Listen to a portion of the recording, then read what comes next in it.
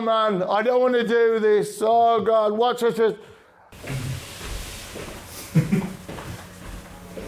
go, okay, all right, I'll do. Chtěli se na zkoušku říct, nebo? It's incredible. Okay. Okay, I'll give a couple of Yeah. seconds. Yeah. Okay. So, hello. Welcome at the 4th edition of our podcast, Underground Hires Backstage. Today we have a very special guest, Mr. Blaze Bayley. You know, he's one of the most important heavy metal singers who was starting his career with the legendary Iron Maiden. And as well, he has released a lot of solo career albums. Welcome here.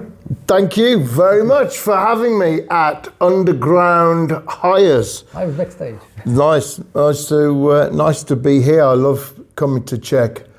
It's been a really important place for me over the years, and in my career, when things weren't going very well after my time with Iron Maiden, then I had great support here in Czech Republic, and my fans here have been so loyal. Mm-hmm. So it's always been very important to me to come to Czech, and I made a live DVD here in Czech. Yeah, it's so important. So it's always good to come here, and when I go to the restaurant, then in Czech, I'm always having goulash and dumplings. You know, as a celebration. Yeah, because I have such great memories here, and we've made friends here as well. So it's an important place for me, and I think there is something particular about Czech fans that they have an understanding of the emotion of my music and my particular brand of heavy metal.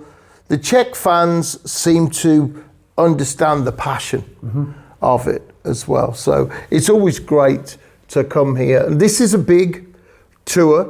We had the idea to do an anniversary of my album with Iron Maiden. The first album is called The X Factor.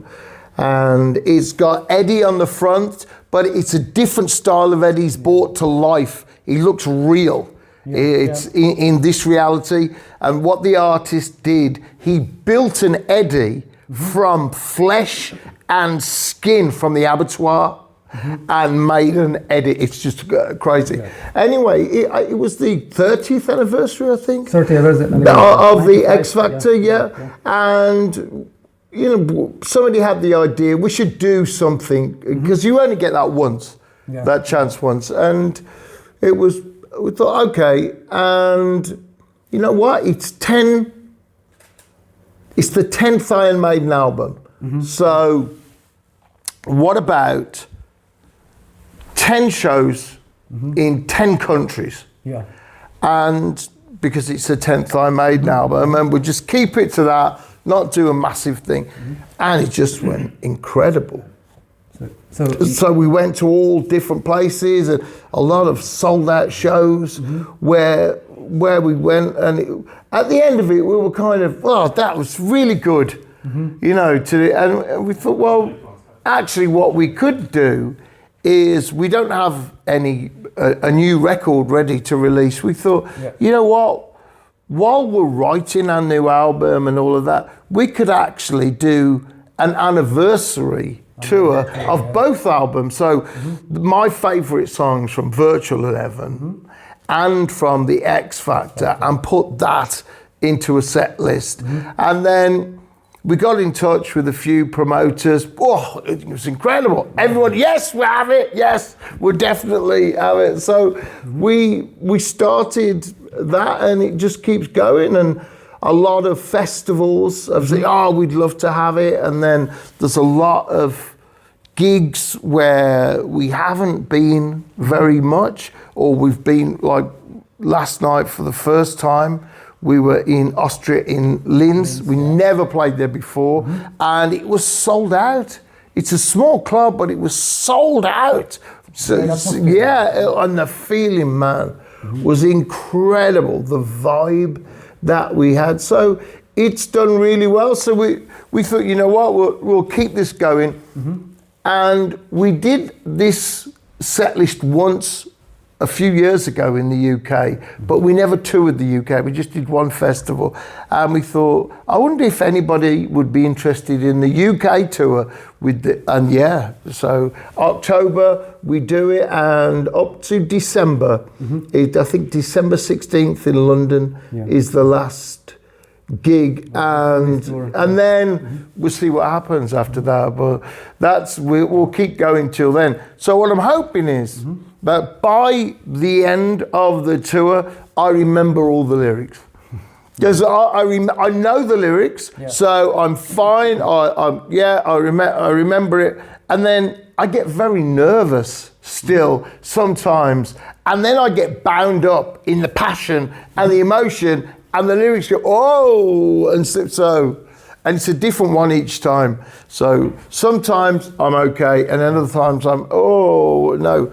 So it's nice to do the set list, and the big difference is the voice I have now as a singer is much different to when I was in Iron Maiden and we were writing the songs and recording them, and the lyrics are so dark, some of them, that my voice suits those songs better now. It's more mature now. Yeah, so I'm a man, now I'm a man singing songs, and I know the songs. So it's almost seeing old friends with new clothes. You go, oh yeah, I remember this. And then you say, oh yeah, I remember this. But now I have this part of my voice. Now I have this expression. I'm very, very lucky, but I feel I'm a much better singer now than when I was in Iron Maiden. And that's because of all the things I learned in Iron Maiden. It's a whole other part of my voice that I didn't know I had, that when we were writing, Steve Harris would say, oh no, try singing it here in this register. And we go, yeah, that's it. I'm going, you sure? And years after this is stronger, it's a different voice now. So the feeling, the passion, the emotion is much stronger. And has your relationship to these songs changed after the years? Yeah, and this is very strange. Some of the lyrics are very dark and talk about mental health and fighting suicidal thoughts and war. Here we are now. There are wars in Europe. There's after COVID, massive mental health problems, and it's for the first time it's on the news, and people aren't scared because you have to.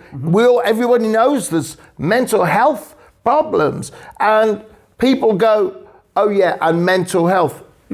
Well, they never spoke about it before. Before, if you admitted that you were worried, anxious, then people will look at you, something wrong. But now it's like, everybody will go, okay, I understand, why don't we just talk about it?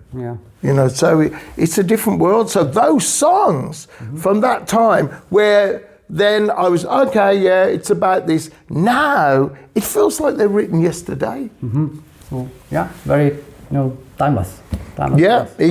Really big topics that are timeless. So a couple of weeks ago, you played a fantastic concert at Edfest, which is organized by Iron Maiden. The atmosphere was incredible. We could just see it only on YouTube. We weren't there personally. And there was Steve Harris staying close to the stage and watching you. And so how did you enjoy this special? Oh, it was a big surprise. I was in Slovenia, I think it was, and doing a concert with some friends there, and for an anniversary of theirs, for their band. And then I got a call. Oh, all right, Blaze, it's Steve. We're doing a big thing called Ed Fest, which I knew that was going. He says, I'm doing a special thing on the Friday night. Would you like to come? And I am a radio presenter with Planet Rock Radio as well. So I would be there with the radio station. And he said, do you want to come and play the gig on the Friday? So And then we started putting it together. It was a big surprise, and it went really, really well. You know, I wondered, because in some places, then there's a lot of the older fans, especially, that they didn't like the change, and it was the same for Bruce with Paul. When Paul started, people loved Paul. And when Bruce came, they didn't want it. And it was the same for me. A lot of fans got used to Bruce. They loved Bruce. He was their first singer. And then it came to me, they didn't like the change. But there is a small element of fans from that time that I'm their first Iron Maiden singer. And your first one, the first time you see the band, and the first album you get for a lot of people, X Factor was the first album. Then it's a different thing, and like that. So I thought, well, what would the reaction be? There'll be maybe a few fans of the X Factor and Virtual 11, but you know, will there be any old fans throwing things at me and everything? And it was just incredible. I thought, oh, the Friday, maybe we'll get like about 3,000 people, but it was about 9,000 people, massive crowd. And of course, a lot of people never heard those songs with the original singer. So it was just an incredible, and they never heard those songs at all, played live, some people. So it was fantastic. And the fans we were treated so well. It was a fantastic reaction. The whole organisation of Egg Fest, they treated us really well. We had great food. It's one of the most important. On a big day when you're nervous, if you can get something good to eat at the right time, it's important. I have to finish eating 4 hours before the show. That's it. Otherwise, you cannot eat. Otherwise, I have problems with my singing and everything like that. So a lot of times I end up eating after the show. It's not much fun. But there I could eat when I want, and it was really great food. We had a wonderful sound check. And this is really unusual. You're on a festival or a big gig like this, and sometimes you do the sound check and you go, okay, this is good. And then you come on after 5 or 6 bands, everything's different, nothing is, you're like, oh, what do I do? We came on and it was like, something is weird. It's exactly like the sound check. So it was very cool, very cool. So we were comfortable. As expected. It was really good. So your solo work is often very personal and lyrically very deep. So where do you look for your inspiration today? And has your writing style changed since the years you are? Well, my style has evolved a bit over the years, and you can see my Wolfsbane years, and things are quite personal in that, and it's dynamic, and there's an anger and an angst to it, because when we started I was a younger man, and there's some fun elements to Wolfsbane as well. And then I learned so much in Iron Maiden. They're hugely successful band, but for you and I that love rock, we love metal, we love music, they're such an important band. Culturally, I always think of Iron Maiden as important as Star Wars. So it's not important that we have Star Wars in the world, but it wouldn't be the same without it. It's the same with Iron Maiden. it's such an important band. They've influenced so many other musicians over the years. And then to work with people who've written some of your very favorite music and to work and write with them and learn about the techniques and different things. Of course, I've evolved, and it took away a lot of fear where they're not scared to do unusual things. It's, no, if I feel that this song is 10 minutes long and that's the journey that I'm going on, okay, then that's what I'll go on. If I feel this song is 2.5 minutes long, like Future Real, then and I've said everything I want to say, then that's the journey, okay. And also where the chorus is, and do you have to have the chorus there? And does it have to go verse, chorus, verse, chorus? Yeah. No, it doesn't. It can do something else. If it goes, and one really interesting thing, which absolutely changed the way I looked at writing songs from our genre, you know, because we're not trying to get on mainstream radio because they're never interested anyway. Sometimes it happens, but it's just luck. Yeah. It's luck, and if somebody likes us and they have the power to get the song they like on the radio, that's a whole different thing. And to have a song that has its own identity, and one of the things that Steve Harris used to say was, it's just not important who writes the music. What's important is the music is great. And the most important thing is the vocal. But the instrumental is as important as the vocal.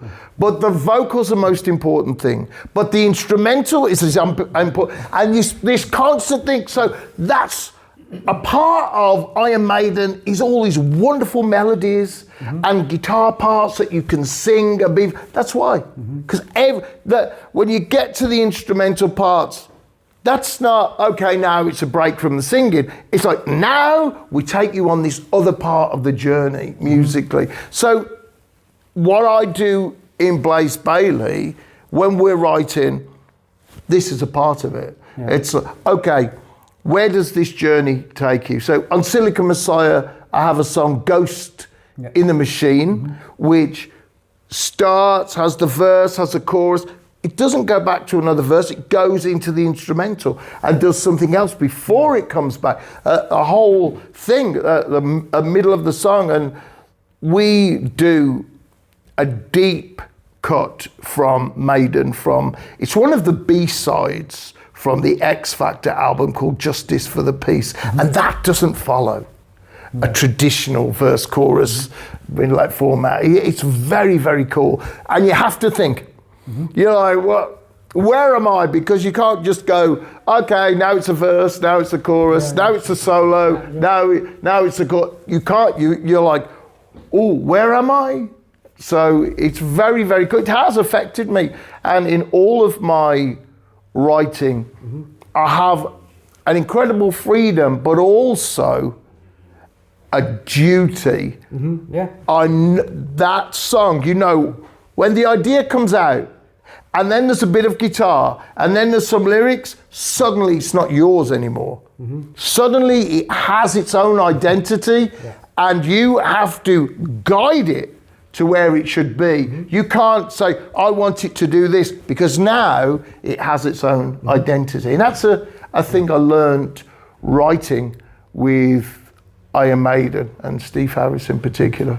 If I compare atmosphere on your first albums, like Silicon Messiah you mentioned, with the latest albums, those albums from 2000s were more darker than if I compare it to the current album. Is there something which is by purpose, or it just happened? Oh, it's where I am, mentally, where I am in my life. So Blood and Belief album is possibly my darkest album, because it explores suicidal thoughts and darkness and loss. So that's one of the darkest, but it's also one of the most beautiful.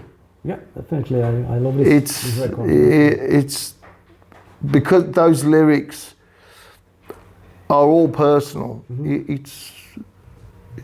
It's just something that stands there on its own, and then everything is a reaction to what you do before. So I've done 14, 15 studio albums.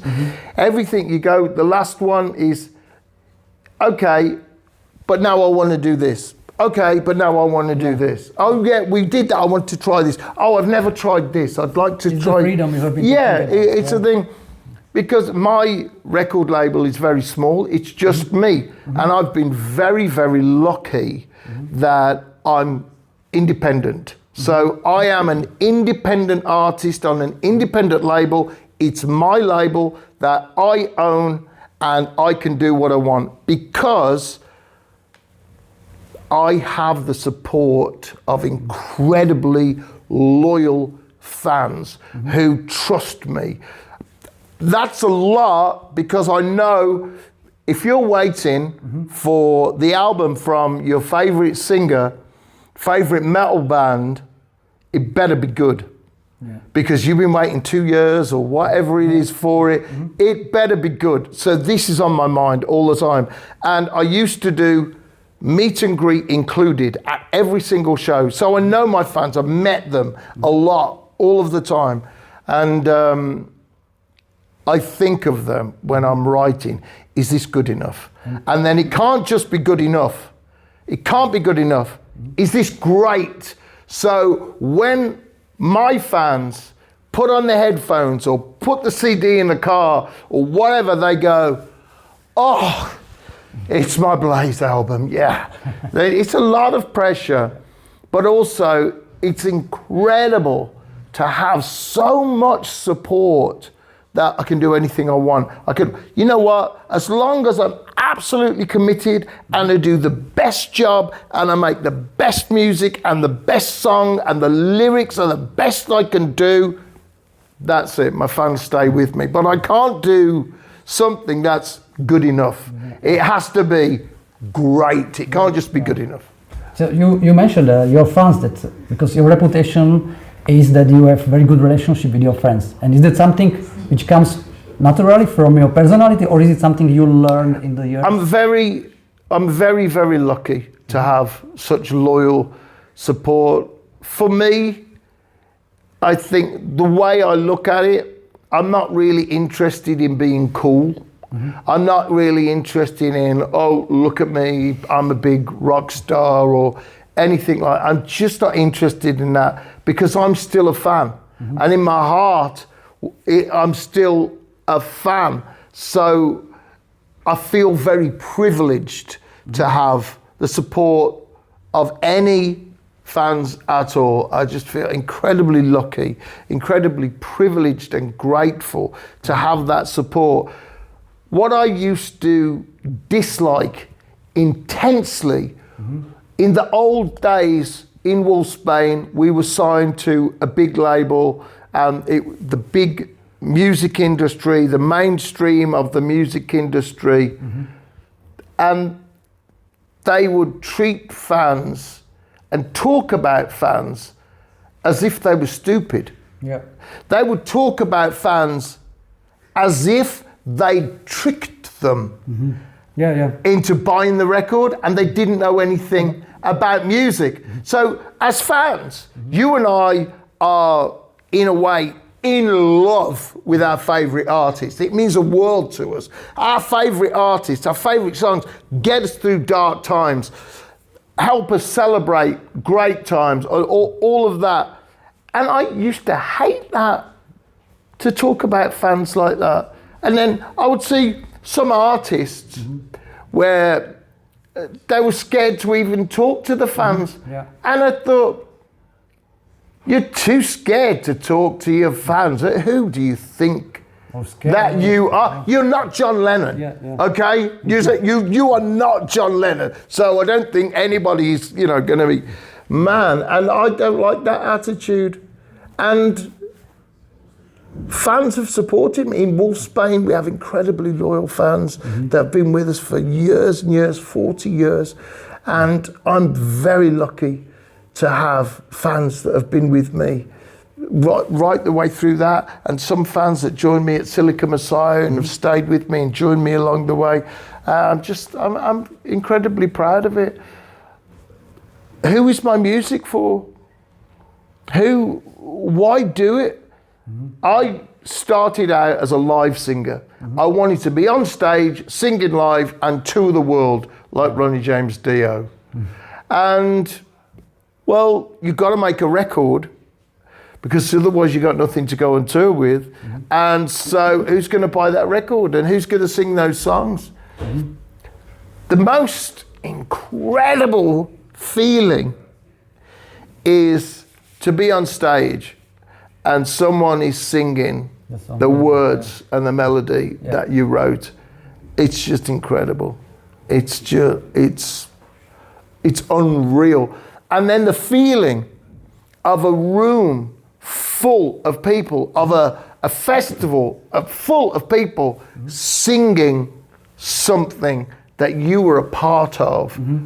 It's incredible. It's an incredible. And for me, it makes me feel very humble. And I'm very grateful for the support. Which keeps you charging. Yeah, it makes me think, okay, what can I do next? What will get people? And in Iron Maiden, one of the things was Steve Harris would always be thinking about how they would perform a song live, all through the writing process. Right, how would this go live? What would this, and that's something I learned, and that's something I definitely use when I'm writing. Yeah, so metal has several generations of fans today. So do you notice any differences between the audience that has been following you? Absolutely. At the show last night, then, I mean, this isn't unusual, but there were a lot of people ranging from, I think, from 5 years old. People bring their kids and people bring their children, teenage children, and they'll say, and this is incredible, they'll say, this is their first concert, I wanted them to see you. Yeah. It's incredible, man. And there's a lot more women at shows as well now, which is very cool. That it used to be 99 men and 1 woman, and maybe she was lost. You know, yeah. So now it's incredible that a lot more women feel comfortable and are able to enjoy metal as well. So it's much more mixed, it's more varied. There's people, whole families now go to heavy metal concerts to see Iron Maiden, to see Blaze Bayley, whole families, and that's very, very cool. Yeah, that's definitely. Yeah, because the fans from 80s, they have 50 that's it. Plus. And people never gave up. There was an element. There's some of us that go, well, I liked it then, so why wouldn't I like it now? And if you think I'm stupid because I like this music, that makes you very stupid, And it's nice to find new bands that play this kind of music, and there's a few bands coming through that are doing really great work. So I think it's nice now. It's nice to have that it's more spread. And I met one of my fans last night said, your album got me through university. That was it. And some people go, your album got me through very dark times. And it's incredible. I think it's a small thing for some people, but it's very important to me. I think, as well as music being emotion, music reflecting passion and darkness and despair and joy and power, all of those things that music does, it's very intimate. Because it's in your head. You put your headphones on, I'm in your head. Yeah. You put the headphones on and I'm here. You've got the speakers on, I'm there, but you put the headphones on, I'm here. And that's incredible for me, that people will put a CD into the car and just leave it there. So whenever they get into the car, they're listening to their favorite CD. And sometimes that's my CD. And it might not seem important to anybody, but it means the world to me. That someone thinks my music and my emotions and ideas are important enough to make a part of their life, to invite my music and me and my idea into their life. That, for me, that's incredible. Some people think, oh, it's just something that I just listen to easy. For me, it's much more than that, because for me, as a fan, it's much more. When I listen to my favorite bands and my favorite songs, it's much more than, okay, listening on the radio or something, and then, but to have that music in your home, on your headphones. And when people say, oh, this is my workout album, this is one of my favorite things. Going to the gym and the album, they just, oh man, I don't want to do this. Oh God, what's this? Okay, it's Blaze, 10th Dimension. It's Blaze, Blood and Belief. It's Blaze, Circle of Stone. And that's the, they go, okay, all right, I'll do. It's incredible. To think that people taking you to the gym, and when they really need to keep going, they really need to do it, that's it, they take me to the gym with them. But Blood and Belief is a great name for the workout. Yeah? Yes, it is, yeah. And I can confirm you spent the last couple of weeks in my head. Yeah, okay, thank you very much. But since we are in underground hires, headquarters, so we know that you are dealing you are releasing your own label, or you are running your own label. So how important is physical recording for you? Is it just something that it's necessary, or something you just need to have? Or it's a part. Is there any story behind it? It's a part of the artistic process. I find, for me, a part of where I come from, and as a kid, my mum had a record player and a radio. We didn't have a TV. We just had the radio when I was a little kid. And my grandmother had a record player. And my grandmother would listen to the big singers, Elvis Presley, all, big tenors and things. And we listened to that and listened to the radio. So then physical media has changed, but it's a part of the expression.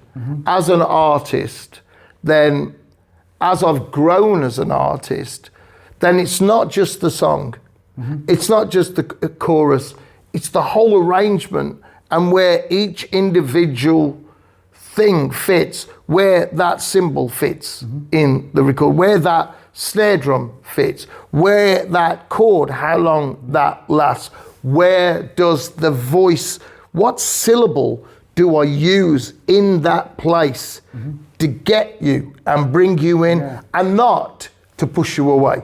How do I invite you in? How do I make you a part of it? So all of those, now I'm a producer. I learned to be a producer. I worked with some wonderful producers and some producers I didn't like. Less wonderful. Yeah, I didn't like, because, as an artist, some people are incredibly talented, can guide you and help you, and other people, you feel like, I feel that this record or this song is much worse now. You've had something to do with it.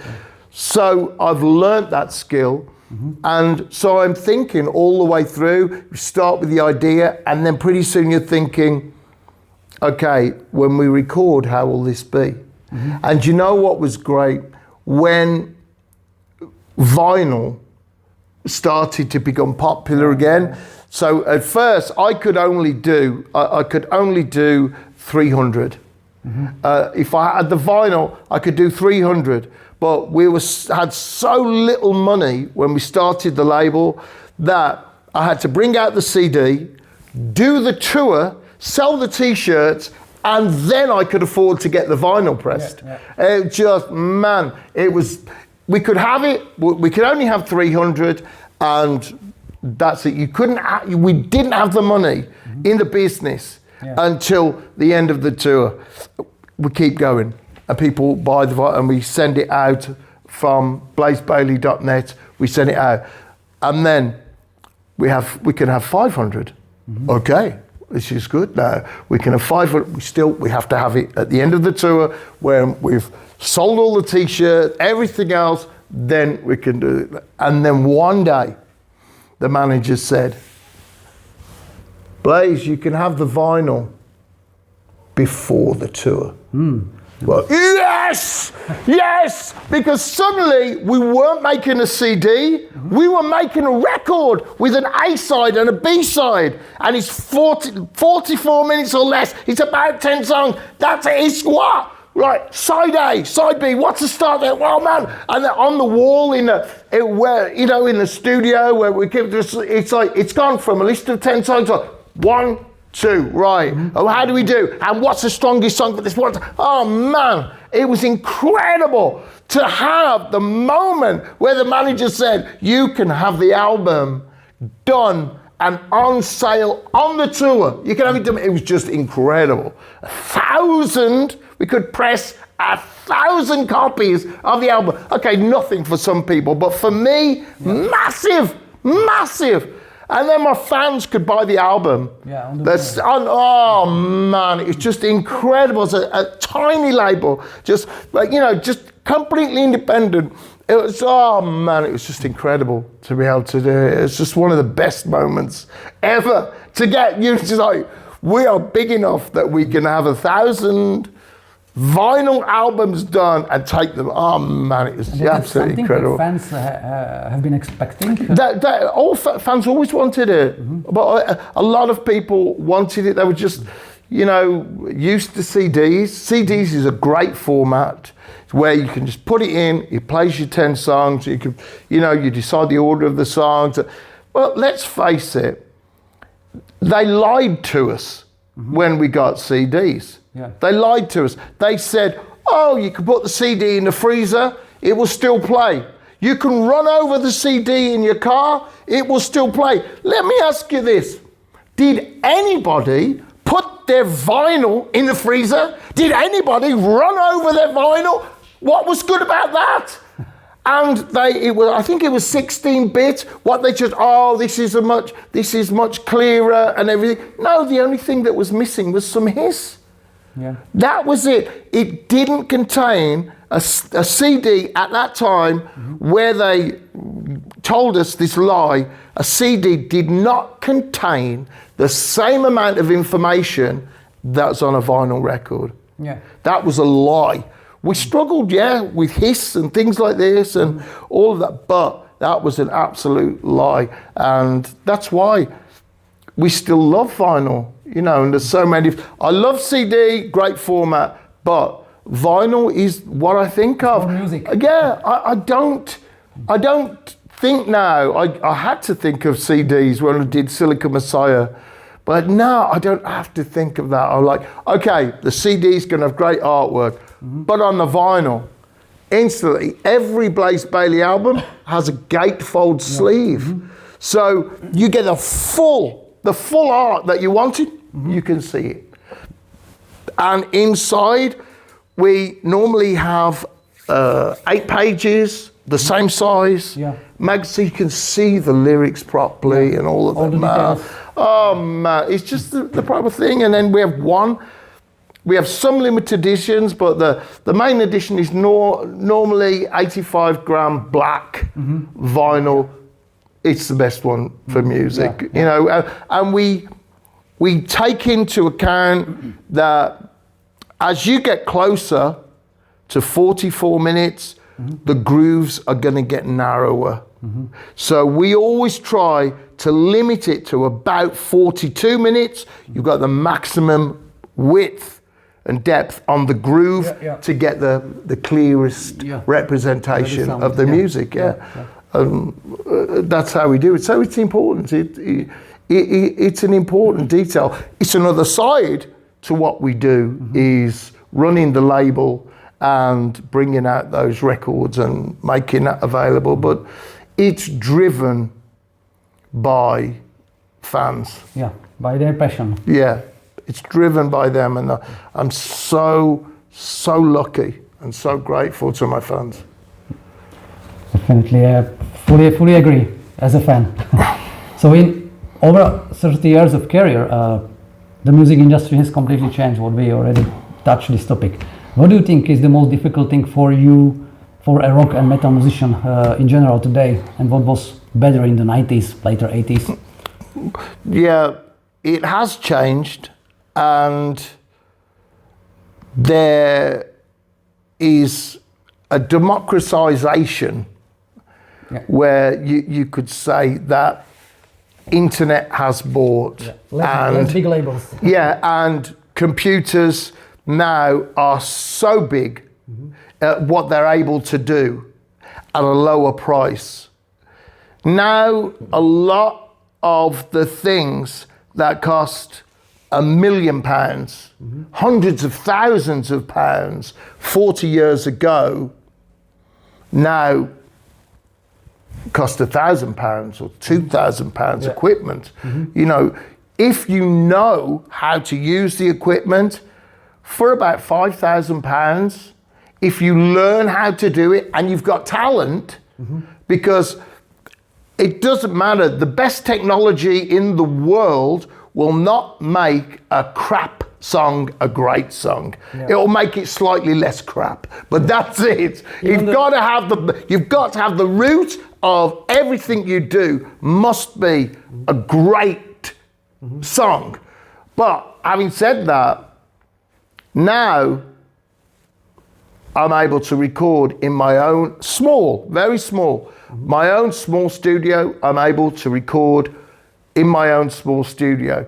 And I think it's interesting that in the old record labels, the very Sun Records, Elvis Presley and all the wonderful artists, and when the Beatles had their label together, Apple, then what used to happen is downstairs would be the recording studio and upstairs would be the office.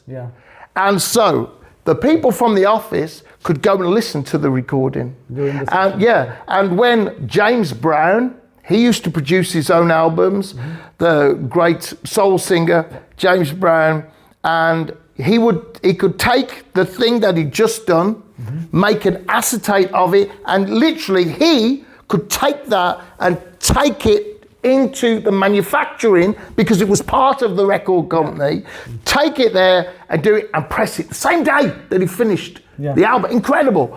So then it's gone through this massive thing where not just thousands, but millions of records, millions of pieces of plastic, and you've got a massive technology growing with it, massive companies.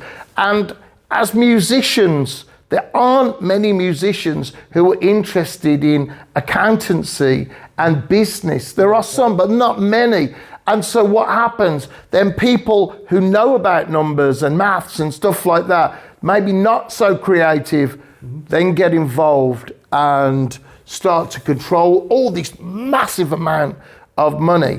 And then here we are now where, hang on, the reason that bands get a record deal, they can't afford to make a record. This is normally the number one reason. They can't afford to make a record, they can't afford to promote a record. Well, if you just start thinking about what do you lose when you sign, you lose all your freedom. All your freedom, You gain a lot of experience from a good label, but you lose a lot of freedom as an artist. And I think what happens now with internet, with YouTube, and with laptops, the way that you can make a record on a laptop. Yeah. And if you have the skill, you can learn the skill, because on YouTube somebody will say, and I do it all the time, somebody will say, and this is how you set up this microphone. Yeah. And this is a good way to record guitar. And I've worked with top producers in metal, so I've learned these things, but people put it on YouTube. Okay, you want to learn how to work the most basic music software. Somebody on YouTube will show you how to do it, and it'll be free. Yeah. So you're able now to learn the recording. It used to be on a 4-track, 8-track, but now you can learn really good recording techniques, and you can make your own record. And you have to ask yourself an important question. Why do you want that record deal? Is there anything they do that you can't do yourself? When we started in Wolfsbane 40 years ago, we had cassette tapes that we copied ourselves, and we did the artwork, and we sold them. And we got the t-shirts, got in touch with the company, got the t-shirts printed, and we sold the t-shirts. And when we got back from the tour, we go get some more t-shirts and some more cassettes. Yeah. We're away for a week at a time. And then we got signed up, and that was a bit weird because suddenly we weren't doing that. So as things gone on, after Maiden and after I had a record deal for Silicon Messiah and all of this, then I've gone, you know what? None of that felt really honest, and I'm not better off. So whereas now, if you're a band and you have a great idea and an image, and you look the way that you look, and you don't sound like everybody else, you do something that sounds a bit original like you, and you focus, if you have melody on your guitars and in your vocals, I think that you've really got a chance now to do something on your own. And I think this, I don't know if this is true, but this is what I'm feeling, that people are getting sick of paying monthly for things. So I think streaming is great for some ways, because you can hear a lot of things before buying it. Too much.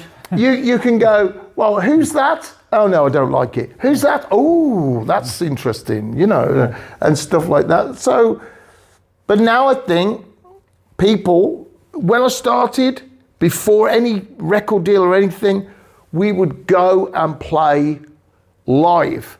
And then people would talk about us, maybe a few more people come the next time like this. So our songs worked live. So I think it's going back. It's in a good way. People are more used to the idea. And because of gigs have got so big, they're more like, oh, there's a small venue there. And it's happened to me in Czech many times that it's a beautiful venue, but it's not a massive venue. And we just get such a great atmosphere. So I think this has changed. What I would say is, if you're starting now, you have to ask yourself some difficult questions, and you have to be prepared to do a lot of work on yourself, on your skills. You have to build your skills as well, be able to record yourself well, keep it simple, don't make things very complicated and all of that. But there's something I think that bands don't ask themselves, and it's a horrible question, because it will lead to you going, well, if you don't know the answer, then you've got to find the answer. And the question is, why would anybody that doesn't know you or isn't related to you or goes to school with you, why would anybody be interested in seeing your band? Why? What is it about you and your band and your music that makes you worth seeing? And it's a horrible question, but that's the answer you have to find. Because if you go, because we sound exactly like Iron Maiden, or we sound exactly, well, that's not a good answer, is it? So what the answer has to be is because we have songs you can remember even though you've never heard the record. You hear it once live and you'll go, oh yeah, I remember that song. You have your own personality and identity and thoughts and emotions that you involve in your music and your lyrics and what you do. That's what it takes. That's what it is. So if you haven't got that, that's what you must find. So the ultimate question is, who are you? Yeah. Who are you? Because that's the only thing that's different to everybody else. You're unique. There is something about you. You must find it. I'm very lucky. You must show. I'm very lucky that I asked myself. I know what those. I know the answers. I know. I speak to my fans. I know. I often ask, well, what's your favourite song and why is that? And things like. But when you're starting out, this is what you have to do. That's what I think. You have to ask yourself. It's a difficult question because you start out. When we started in Wolfsbane, we weren't good musicians. We were just full of energy and we just wanted to perform, but we did have an image. We did have a really strong image and we had a big attitude. So slowly our music caught up. We couldn't play cover songs. We couldn't do any cover songs when we started in Wolfsbane because if we did cover songs, people would know how bad we were. So we did all original material and we did what we could play. So there's no difference in a way between Ramones and Rush and Iron Maiden. They play to the standard, the music that they're good enough to play and all of that. Ramones are great, it's simple, but it's great. And so is Rush great, and so is Iron Maiden great, so is Metallica, massive, in creatively massive, not just in the amount of fans that they've got, but why are those bands so huge? Well, it's their personality, isn't it? It's what the whole thing is. It's not like, oh, we'll have Eddie so everybody recognizes us. We'll have songs. And when we perform these massive songs, we'll have a big stage show. And those bands are sometimes on the right time, on the right place. Yes, that's another thing. That's pure luck, But if you look at it as well, time is like a table. And it sometimes goes round in a big circle. And what's Silicon Messiah is like 25 years ago, something like that. And we did the Silicon Messiah tour, the 25th anniversary, and it's incredible, just incredible. And so when Silicon Messiah came out, totally failed, could hardly get a gig, no gigs were booked. I had one spot on Wacken Festival that because the record label knew somebody, that was it, man. That was it. Silicon Messiah did nothing. 10th Dimension did nothing and all of that. And then 25 years later, Silicon Messiah, we did a sold out tour for the anniversary with people, and it found its audience. So sometimes it is the time. Sometimes when it's impossible, when you have nothing, you have to keep going. And I'm very lucky that when I was ready to give up, when I was ready, I couldn't keep believing because it's just banging your head against the wall, nobody interested. I had fans who say to me, well, I was working a regular job and fans would say, when's your next album? They never said, why are you working a regular job? Because we all have to do that at some time. When's your next album? And then people in Czech Republic believed in me, and bands in Europe believed in me and used to hire me to be on their record or go and do a tour with them and sing a few songs, and things started to come back and I started to believe again, but that's because of fans. That's because people believed in me. I started to believe again. And now, here I am. I'm 63 years of age. I started when I was 20 with this dream. And my dream was to be a full-time professional heavy metal singer. And here I sit with you today. Yeah. I'm living my dream as a heavy metal singer, full-time professional. It's how I make my living. I feel incredibly lucky to be able to do that, and incredibly grateful to fans who've supported me.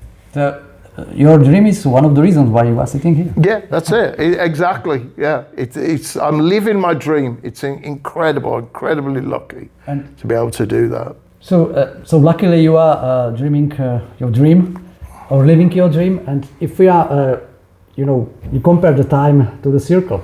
If you look back into 30, 35 years ago. Yeah. Is there any advice you would give to the Blaze Bayley at the time? What's the point? He wouldn't listen. He wouldn't listen. That Blaze Bayley is going to be going, who are you to tell me what to do? You're telling me? Who are you, you old man? So he wouldn't listen. But I did have good advice, some good advice along the way. So what I would say is I didn't live in the moment, and I didn't appreciate exactly where I was. I was in incredible places with wonderful people, but I was always looking, how can I get there? How can I get to the top of the mountain? How can I get there? And I'm in this incredible place. And when I look back, it's what I missed. I'm like, oh, but I was there. I was in Los Angeles. I lived in Los Angeles, but I was thinking about something else. I lived in Brazil for a while. I was thinking, man, that's what I would say. Really, to go back, I would say, don't be so serious all the time. Just think where you are, look where you are, enjoy where you are, and everybody has a story. Everybody is the most important person in their story. And often it's a really interesting story. Yesterday I walked into the venue and there's a guy mopping the floor. And this Blaze Bayley goes, hello, I'm Blaze, the singer. What's your name? And he tells me, Jürgen. I said, oh, Jürgen, what do you do here? He goes, he's mopping the floor. He goes, I'm the sound man. He was sound man. He was a sound man. So, and he was mopping the floor because he volunteers. And so what's the most important person for me at the gig? The guy doing the sound. Because I couldn't bring my regular sound guy. So I've met them, but if that young, angry, ambitious man would have gone, oh, there's a cleaner. Yeah. But he was actually the sound guy. And he also works in a recording studio, and he's in a band, and he's multi-instrumentalist, and he's just, and in I get my sound, it's a bit different. I like it like this, and the kick drum this way, 5 minutes, he had my sound. Yeah. It's incredible. But that old me would not have stopped. I'd be on my way somewhere. Where's the dressing room? I wouldn't be right there in that moment with that person. Yeah. So, and then it started good atmosphere then, this conversation with this guy. Yeah, it was just, and that's how I think of things now, different to back then. And if you're climbing a mountain, you shouldn't always be looking at the top. Yeah. You should be looking around. Because when you get to the top, there's no flowers there. It's just snow and it's just cold. And all the interesting bits are where you are right now. Yeah. So finally, let's make it less serial. So if you had to choose one song from your long history and career, which describe you best as a person. Which one would be, and why? Oh, it's almost impossible. There's hundreds of songs.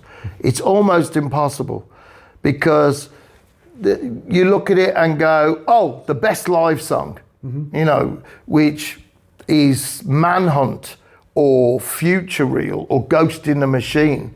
So this is the best live song. But what's the song that describes me intimately perhaps isn't the best live song? And that might be Hollowhead, which is an aspect of my personality, being delusional, convincing yourself that there is something wrong with you medically so that you don't have to face up to the truth that you're weak and you have to deal with a defect in your personality. It must be somebody else's fault. It's got to be a medical. No, it's actually you. You're lazy and you have to step up and you have to change. You have to affect. But to avoid all of that and hard truth, you invent a medical condition. Yeah. That's Hollowhead. And it's on Blood and Belief. And I think it's very difficult. The song Blood and Belief is huge. And Wolf is a metaphor for freedom and the pursuit of your dream. And the song says, he was once a wolf, roamed and never cared. And that's really big because it's what was really happening at the time. I felt like I was losing my dream. So every era has its own thing. Flagship song. Yeah, everything. And different songs have totally different meanings to some fans as well. Yeah. You go, how is that your favourite song? It's like, okay, that's unusual, but different things. Music, as fans, music comes to us at different times. And when the stars are aligned, I think you'll find a band and you'll find an album and something will come to you and everything you do will be attached to that. Yeah. And that will always remind you of getting through a difficulty or that partner or that first love or something, that era or that loss, that tragedy, that grief. It will always remind you of that. And as well, people underestimate the healing power of music. Yeah. Oh, it's just music, it's pop music or it's popular music or like. But really, when you and I, as fans, are invested and really into our music, and when we've got it in our head, we can go, and start tapping your foot and singing along to a song in your head that you remember. Yeah. Holy diver, you've been down too long in the midnight sea. Oh, it's becoming of me. Yeah. Like, this is an incredibly healing thing to distract yourself. Yeah. It's scientifically proven now that that's good. Yeah. Tap you to recall your favorite song and all of that. We're not crazy. They were crazy for thinking that we were crazy. Yeah. Exactly. Yeah. So Blaze, thank you very much for your time and sharing your. Thank you for inviting me. Thank you for inviting me. I wish you the best of luck with your podcast. Enjoy the show tonight, and thank you for watching and see you next time. Yeah, it was great. Thank you very much. Yeah, would you take one for me, please? Yes, of course. And at home you can, just to move.